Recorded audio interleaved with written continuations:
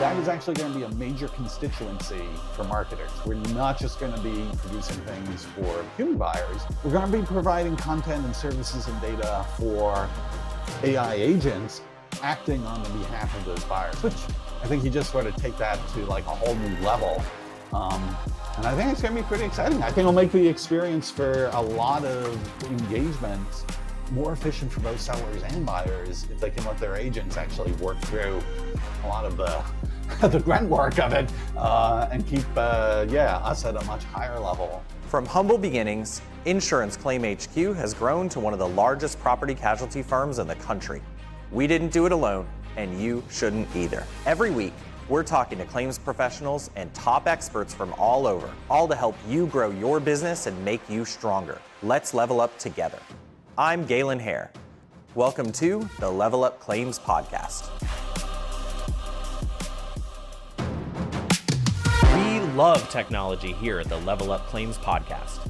These days, it seems to be advancing at breakneck speeds, leaving lots of business owners in the lurch in terms of where to even begin to integrate. Our guest is the perfect person to discuss tech, especially when it concerns your marketing strategies. He's the VP of Platform Ecosystem at Hubspot and blogger at Chief Marketing Techologist. Please welcome Scott Brinker. Scott, thanks so much for joining us. Oh, I'm delighted to be here with you. So I was super excited. I was a little surprised, honestly, when I heard we got you to agree to come on the show. So thank you for that. But before we kind of jump into today's focus, I want to know how you got to where you are, because you've had, really an amazing career. You know, you started, you were a co-founder and CTO of like your own software as a service company. You're with HubSpot now. You've been, if there was a company to talk about for content support, you've done it, right? Cisco, Dell, General Mills, Microsoft. Wow. But all that, like, what got you there to begin with? What was the thing that like made Scott go that direction?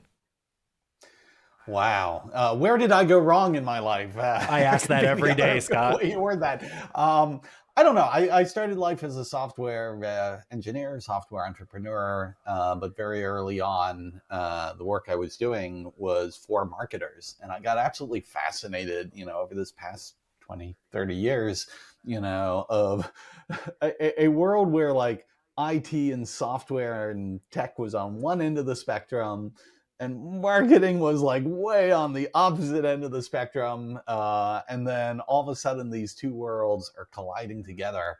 And that intersection I've just found fascinating. So whether it was like building software to help marketers, which is a lot of what I've done in my career, or, the writing I do around the Chief Marketing Tech blog and conferences and all that has always been about like particularly focused on the people who sit at that intersection, those marketing operations, marketing tech people. Most of them work in marketing, but they have one foot in the tech world. And yeah, I just find those hybrids and the way in which they're collaborating fascinating. And it's gotten, I guess, worse or better, depending on how you look at it. But, when I first started my first law firm in 2011, first of all, tech's always a weird thing for a law firm. I think we're some of the slowest adopters. I'm not completely sure I understand why, but in any case, we're some of the slowest adopters. But marketing was like this creative thing, and solely this creative thing, right? That's all we did was creative marketing. But they really, at this point, sometimes that line is invisible, much less blurred, right? The best marketers are leveraging technology in insane ways, in some ways that even, companies themselves aren't leveraging technology for operations. So when you went back and you started Ion Interactive, like where did you see as like your market share? What was your opportunity that you were really filling? Because they were acquired back in 2017, but they were around at kind of the forefront, I would say, of that kind of revolution. Yeah, so we had originally, the team that built that, we were originally a web development agency. So we got to do a lot of work with different large marketing teams. We built websites for companies like Citrix and Siemens, did some early work with Seth Godin and some of the companies he was running. And it was fascinating. At that point in time, everybody had a website. But boy, for a large company to make changes to their website, I'm just saying it was probably easier to get, something passed by Congress, even today's Congress, right? But like marketers, right? They were constantly needing to experiment with like running new campaigns. We increasingly, this whole demand generation world, was, requiring an agility that people just were finding a mismatch with the way in which they manage their core website. And so initially, just in a custom basis, we had helped marketers build capabilities to be able to deploy landing pages for different campaigns. Today everybody knows landing pages. 20 years ago, this was kind of a novel concept. Wait, you're going to have a little website just focused for this respondents to this one thing. And that was so successful. It had such great impact that was actually the genesis of creating a platform to let marketers at scale not only create landing pages, but be able to do all sorts of cool stuff with having multi-page sequences where people would behaviorally select things that would give you these really great insights, being able to do A/B and multivariate testing. We were very early in that. And then as that started to evolve, we realized, okay, well, just having a landing page where you read something and you fill out a form, that was a moment in time. But what we got really excited about was what became known as interactive content, which is to say, listen, if you're going to engage a prospect or a customer with this hyper-tailored web experience for a particular campaign or program, there's a lot you could do with that. Like you could have them, they could work with a calculator to calculate some ROI. They could do a little assessment tool, to figure out, where they were and, the maturity of, what they were adopting. You could have fun quizzes, and so it sort of was this evolution from like simple landing pages to like multi-step interactive experiences and interactive content. And so, yeah, that was really the arc of Ion Interactive. And I guess, even out there today, people are still using those tools. They are. And interactive content's so fascinating to me, right? Because I think people react very viscerally to it one way or the other. They either love it because it keeps them engaged, and there's studies that show that they use it longer, they spend more time on it, and by the way, then they're invested, so they continue to use it. Which, by the way, for any of the listeners at home, like even if you're like a door-to-door guy, like you've all heard that sales tactic, like get them to invest time and then they're more invested in like you, so they'll buy from you. It's the same thing, just on the internet, right? But it's fun. You're not just reading stuff. You're not just digesting stuff. Every once in a while, people are like, I don't want to do work to get a price or a proposal, right? So they leave. You're always running that risk. But interactive content has really changed it. And you couldn't be more right. Like, again, anyone sitting at home that like has jumped into the marketing world in the last like 10 years doesn't realize how easy it is now. Like it's hard in other ways, but I remember what it took to get a landing page set up in 2011. We had to call our web developer. We had to follow up for 4 days. And now we can just spool up a campaign with a landing page ready to go in minutes. That's wild to me. Yeah, and well, now AI is like making it even easier yet. So yeah, it's fascinating if you look at this over time, just the flexibility that marketers have in how they can now choose to engage with really highly targeted segments at any stage along the customer life cycle. Again, it's a lot of work, but it's, boy, just the creative canvas relative to what it was 20 years ago. It's pretty incredible.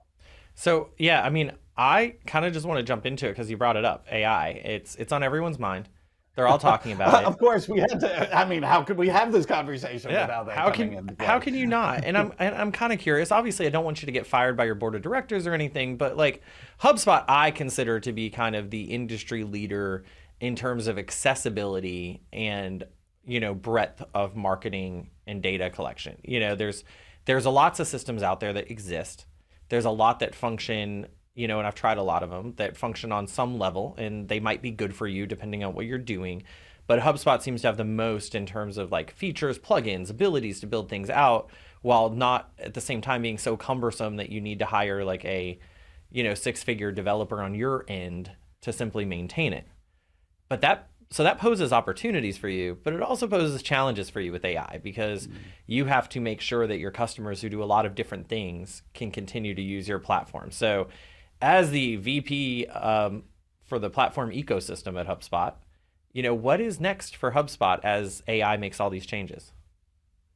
Yeah, I mean, we actually look at AI as an incredible accelerant to that exact audience. Because part of the challenge is, Martech overall, well, it's added all sorts of new capabilities over the years. For the most part, as more and more capabilities became available and Martech got more and more sophisticated, the user experience to actually run this stuff, got more complex. And that was a real challenge for people. In fact, Gartner's run this survey year over year of, asking marketers like, hey, how much of your MarTech stack do you actually think you're utilizing? And oh my God, this is one of the most depressing surveys ever. It started at 60% 4 years ago, which wasn't great. And that dropped to 50% and then 40%. And then a year ago, it was down to 33%. And you're like, oh, this is crazy. And I think part of it just comes down to is, the technologies are amazing, but they got to a place where just they exceeded the complexity that most people were able to actually consume and productively harness. And I think one of the things that's most exciting to me about AI is we're now starting to see the rise of this new interface where, okay, listen, you don't have to learn which menu option and which radio buttons and what's the 10-step sequence I have to go through to configure this report. Or, I mean, if you can basically describe what it is you're trying to do in just natural language, the software can interpret that and say oh, yeah, sure, I can configure a report for you that does that. And so HubSpot was already very much leaning in the direction of ease of use, really trying to deliver that consumer quality user experience, which was great. But now with AI, it's we can even give people more power while at the same time making the user experience even easier. Yet it's almost one of those things where wow, you can get both of these at the same time. So I think that's where a lot of our emphasis is. In my role on the platform ecosystem, which is working with our tech partner community, all the amazing MarTech sales tech companies that integrate into HubSpot as a platform, is how do we help them be able to take advantage of HubSpot's AI capabilities? How do we help power their own AI capabilities that they have in their products as well too?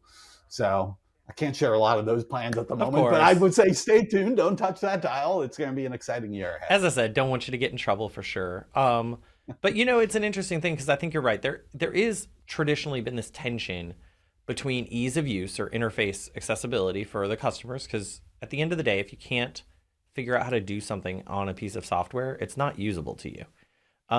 So that's on one side. And then the other side of that tension is offerings. The more things you offer, the more menus you have to have, the more buttons you have to have, the more configurations you have to have. And that adds to the complexity of the interface, right? And so it gets frustrating. I mean, I'll tell you, we've left case management systems because, we had one, it was fantastic. They were very easy to use. It was my early days at my first firm. It was called Clio, and they're still around. They're great, fantastic. But we left it because it just got too complicated. It did everything we needed it to. It didn't do anything more than we needed it to, but it didn't do anything less. And then one day, we log in and they've unrolled all these changes and the menus are all over the place. And we're like, well, if we're going to learn a new system within the system we're already doing, then we're going to go find the most powerful system we can, and we're going to learn that system instead, because they did a good job at upping it, but we have to learn everything. So they're not all the way where, if we're forced to upgrade, right, from a low level Honda to a high level Honda, we might as well go buy a Cadillac or a sports car, so which was kind of the thing. But HubSpot, I think, has always tried to balance that tension well in terms of making sure things can be done, to the point where I know we got some proposal from some implementer for some crazy amount to set up our HubSpot, and we thought that was insane, and we almost ran away from HubSpot. And then we spent a little bit of time in it and just set it up ourselves for way cheaper than they were proposing, because it wasn't that hard, because HubSpot provides a great platform. And, there's value to implementers, obviously. But as MarTech continues to kind of change, if you close your eyes and kind of try to imagine where we're at a year from today, for some new startup business, like a public adjuster who's just getting going, what kind of things should they be able to do utilizing MarTech where it's going to be at in about a year?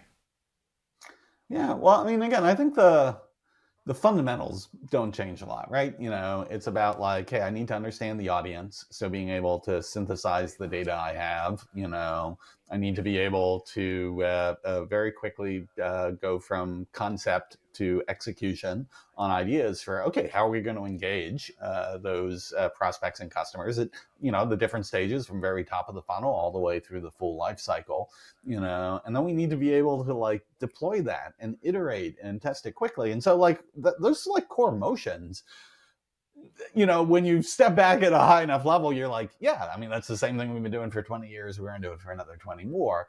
What it comes down to is, okay, now what's changing is the variety of different channels, how we engage in those different channels, what is possible for us to create, what is the amount of personalization that we can bring to bear, what's the, like the difference between like personalizing like hello, first name, and then message going forward versus like having, an avatar, deliver a highly customized video engagement, with your recipient, that is tailored on everything we knew from like all the unstructured data of the history of the relationship with that person, and then we synthesized it with our latest message. I mean, these are like really wild stuff. If you talked about this a couple years ago, people have been like, nah, it's just crazy talk. That's science fiction. Now you already see it happening. As I say, the future is here. It's just not evenly distributed. And I think one of the things that's going to be really exciting is if you play this out to another year or two, boy, really any business at any scale is going to have the ability to tap into those capabilities. And I think that's great. I think it makes it easier for us to spend less time thinking about the tech mechanics of this and more time thinking about the strategy, who our customers are, understanding them, and having a lot of fun with, the things we create to engage them. Yeah, and that's the thing, right? So every AI discussion, it always becomes, not with on this podcast, but like out in society, right? The robots are trying to take our jobs and eventually take over us. All right, number one, let's just not build any robots that are stronger or faster than us. I think that's like a low-hanging fruit.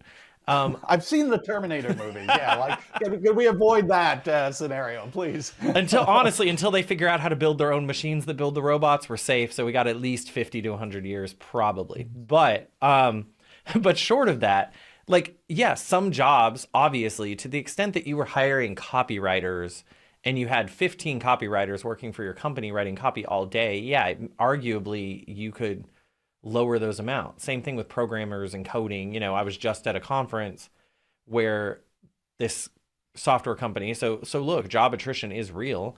They had budgeted to hire 16 programmers and they're going to go with like 7 because they feel like coding AI has gotten so good that, and they're not going to use that opportunity to like do more. So they figure they really only need 7 people to kind of do the first drafts of the AI coding and then refine the coding that exists. But we still have something very available to us, right? Which is like the fun side of it, the creative side of it, the strategy side of it. AI might be able to give you insights on your business, but you know what you do. And no one knows what you do better than you do. And no one is interacting with those customers and knows which customers are happy and which customers are mad and why. All AI can do is read the reviews that are posted online and make guesses. Here's a common theme. That's great. Yeah. But it's missing the personal interaction. It sounds like what you're saying is like, the marketers that are like, oh, the sky is falling pretty soon. Like AI is going to replace us all. Like, no, double down on your strategy, double down on your, the creative side of what you're doing and use AI to like augment what you're doing. Right. Yep. Yeah. I mean, you basically have to ask yourself this question of what is the constraint? Marketing's always lived with constraints. It's been like part of the core requisite of the job. Like, I have so much budget, I have these many resources, this amount of time, and what AI is doing is a lot of those traditional constraints, are dropping dramatically. Now, the question becomes, okay, well, do I have more things that I am capable of doing? More ways of, growing the business, engaging customers in ways that are going to be better and differentiated from my competitors. If you're sitting there and you're like, nope, just don't have anything more I could imagine doing, then I think, yeah, you should be genuinely concerned, about just how much growth there's going to be in that role. But boy, I haven't met a lot of marketers who are like, yep, no, there's nothing more we would do at the time. Yeah, if we had more capability. No, last person out, shut off the lights. I think the whole thing that's always been so exciting about marketing is it is that creative frontier. And I don't mean just creative like, from like a design perspective. I mean, it's like the creative of just the ideas. And so I think we've got a lot of runway for those who want to embrace it. Yeah, I couldn't agree more, honestly. Let me ask you this though. AI, kind of staying on that for a minute, the chat bots, all the, now there's even voice bots, the consumer facing side. Ultimately, I think there's always, again, another tension in AI between like getting a product to market ASAP, because the idea first to market wins the race, right? But AI being a very quickly developing technology, and sometimes that first to market product, to use a highly technical marketing term, sucks. And, so where do you think we are kind of in the AI arc, let's say, of the world for these consumer facing chatbots and like voice bots? It depends. I would say it's very uneven. I think, customer service bots used to be, the efficacy on that used to be pretty bad, right? Because there's all these deterministic rules, they couldn't handle exceptions very well. It was, they were very limited.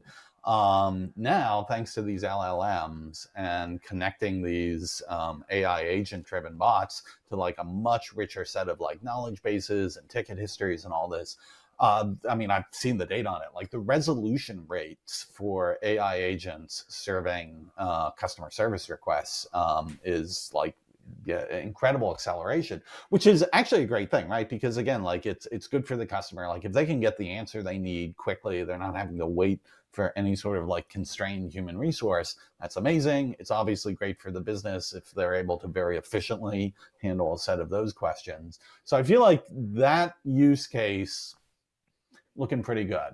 I think when you start looking at it as like, oh, engaging with people in sales conversations, there's a lot of companies that are experimenting with that. I think the jury's out as to like, okay, when is that effective? When is it not? The technologies themselves are still maturing. I think one of the things that's actually most exciting is today, almost all of these AI agents are seller side agents. They're things that, sellers put in place to like engage with buyers, but the buyers are still humans. We're starting to see, the beginnings of this thing of like the buyers being like, well, why the heck am I engaging with the computer? Why don't I have my own AI agent? I'll tell my AI agent what I want, and then it can go off and it can talk to the seller AI agents, and you guys, my agent will call your agent, and figure it out and then get back to me when you have what I want.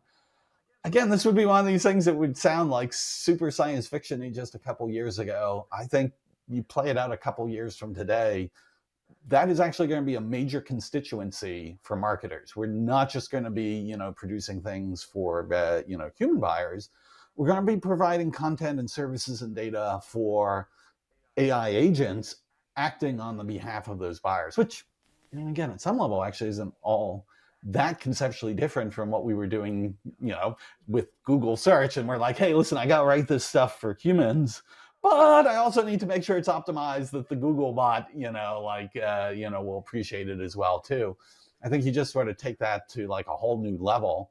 And I think it's going to be pretty exciting. I think it'll make the experience for a lot of engagements more efficient for both sellers and buyers if they can let their agents actually work through a lot of the grunt work of it, and keep us at a much higher level of evaluating who we want to work with and why. And then, I'm guessing, but tell me if I'm wrong, the only way to really protect yourself at that point, when the buyers are all AI driven, right, is to focus on getting really good results, right? Keeping your, because at that point, an AI buyer, you're going to be able to send that out and say, I'm looking for a new website development company, talk to 10 of them, let me know what you find. And it'll talk to them all, but it's not necessarily going to be convinced by bells and whistles. It'll say, well, I talked to company A and they had a very impressive proposal, but I also read all their Google reviews and, people hate them, or they had a ton of great Google reviews, but I noticed a lot of them had foreign names from other countries and didn't appear to actually be like, it'll go so much deeper, right? Than,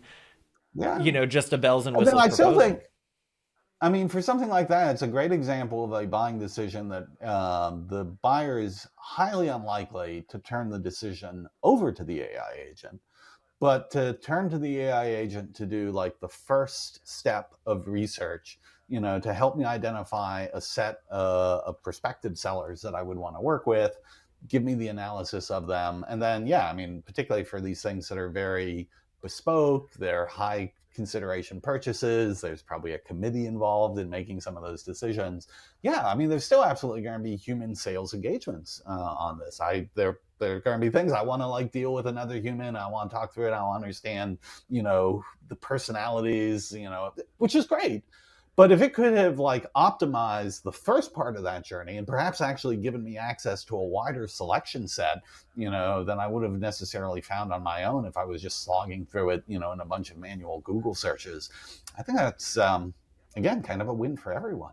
Oh, I couldn't agree more. Yeah, we actually had, this actually happened recently by accident at our office, because I have a little AI agent deployed to my voicemail who can take information, but also can negotiate and talk a little bit. And another company had an AI sales agent call me. And it was hilarious to listen to this conversation where neither one of them had authority to go off of like, my AI agent could get something for free, basically, and their AI agent could sell at the full price, right? So listening to them just go back and forth and prod and poke each other and try to determine where each other's weakness is. And ultimately, their prompts were strong, so I had to talk to a live person to actually discuss it. But it was, I mean, and neither one of them were authorized to hang up, right? Unless it was clear that the conversation was over. So each one of them kind of kept trying to talk. Once they finally realized they were at an impasse, which took about 6-7 minutes, they spent another 2-3 minutes volleying back and forth. Is there anything else I can do for you? No, what can I do for you? Oh, no, I'm good. What can I do for you, right? Because neither one of them were allowed to hang up on the other one. So oh, that's brilliant. We still have a ways to go, but at least these are things we can put on the internet for now. And that's sort of a peeking into the future, because they will get good at that. But it is sort of funny. I played around with the OpenAI operator, where, again, you can give it things and it creates its own browser window and it goes off and it does that. I did something similar. I actually sicked it on like an ecosystem marketplace and said, go talk to the chatbot, on that marketplace and see if you can figure out, I was looking for some set of products. And so I just sit in and watch in the browser of, that agent interacting with the chatbot agent, going back and forth. And again, definitely had its weak spots, but boy, if you actually look at the overall framing, it's like, this is about 80% there, and it's not at all hard now to imagine that, like, oh boy, as this stuff iterates and gets better over the next, year, 2 years, this is going to be real. I could not agree more. Scott, I cannot believe it, but we are almost out of time. So before you go, as you know, I've got to ask you, what does it mean to you to level up?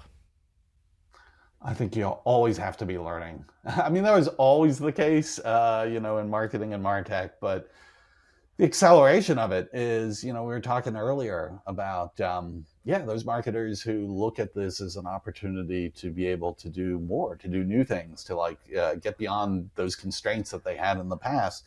But the one ingredient that you need to make that actually happen is you have to be willing to jump into it and play with this stuff and try it. And I know it's easy to say, some of us lean more towards that more naturally than others. Change is hard, but boy, if there's one thing you want to do to level up, it's like, all right, dive in. I got to just keep learning this stuff. What's new this week that I want to learn?